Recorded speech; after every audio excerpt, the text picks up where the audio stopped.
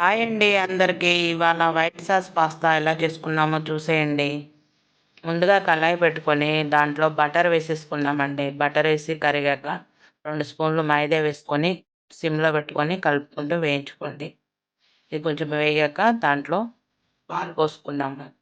కొంచెం పాలు పోసుకొని కలుపుకొని మళ్ళీ వేగాక మళ్ళీ హాఫ్ కప్ పాలు పోసేసుకొని కలుపుకుంటూ సిమ్‌లో పెట్టుకొని ఆ ఉండలు కరిగేంత వరకు వేయించుకోవాలి. అలా పెట్టుకొని కలుపుకుంటూ వేయించుకుందాం. ఉండలన్నీ కరిగిపోయిన తర్వాత ఇప్పుడు చీజ్ వేసుకుందామండి. చీజ్ వేసుకుని ఆ చీజ్ కరిగేంత వరకు సిమ్‌లో పెట్టుకొని వేయించుకుందాం.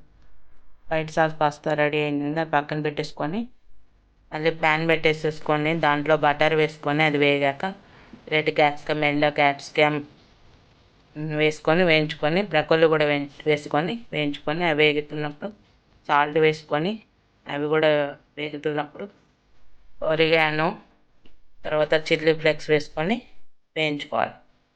ఇవన్నీ వేగాక ముందుగా తయారు చేసుకున్న వైట్ సాస్‌ని వేసుకొని వేయించుకోవాలి. కొంచెం లైట్‌గా వాటర్ వేసేసుకొని వేయించుకోవాలి. దగ్గరకు అయ్యేంత వరకు సిమ్‌లో పెట్టుకొని కలుపుకుంటూ ఉండాలి. దగ్గరకు అయ్యాక ముందుగా ఉడకబెట్టుకున్న పాస్తాను దీంట్లో వేసేసుకోవాలి. వేసుకొని కలుపుకోవాలి. దగ్గరికి అయ్యేంత వరకు కలుపుకుంటే రెడీ అయిపోతుందండి వైట్ సాస్ పాస్తా.